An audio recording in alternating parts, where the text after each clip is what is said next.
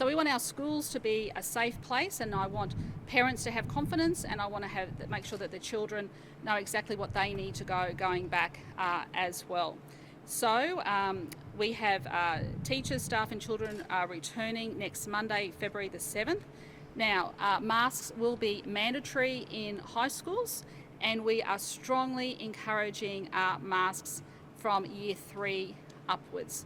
So look, a lot of people have had experience with this. We'll be making the masks available at schools as well.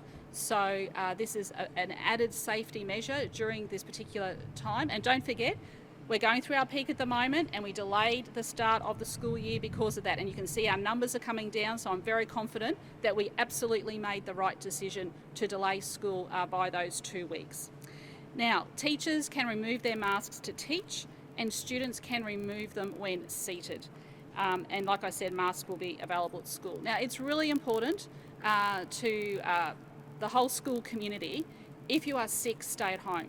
Don't go to school. Just like we say in the workplace, if you are sick, don't go to work. Now, in relation to rapid antigen tests, I just want to let you know how that will work. So that's the RATs. Now, there is no health advice by the Chief Health Officer or by AHPPC that staff or students need regular testing. On top of that, many parents have raised with me concerns about how they would administer these tests to their children. So I think we've reached a good middle point.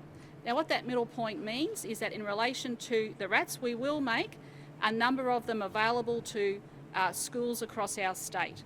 So if a child is at school and does develop any symptoms, the parents will be called and the parents will be given a RAT test to take home with that child. Likewise, if a teacher has symptoms or anyone in the school community, they'll be able to collect a RAT test from the school office.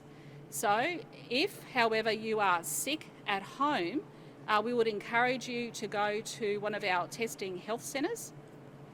There's a lot of availability at the moment because that high demand has come down.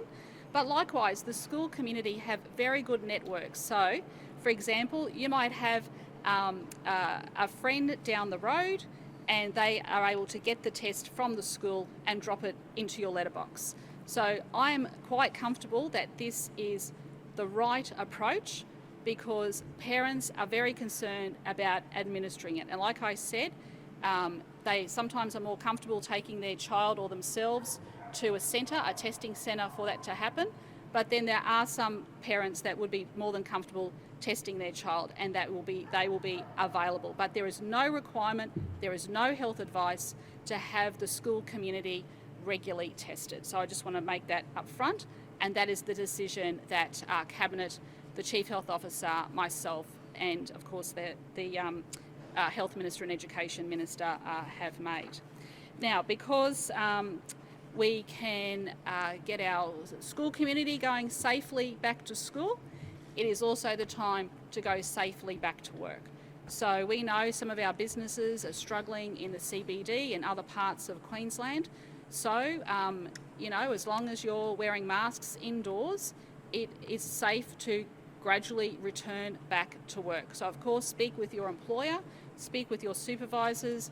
If you're a part of that vulnerable group, of course, you may decide not to be returning to work at the moment until we get through this wave. So very good advice there for people, but I'm quite sure that employers will be speaking with members of their staff to have a safe return to work.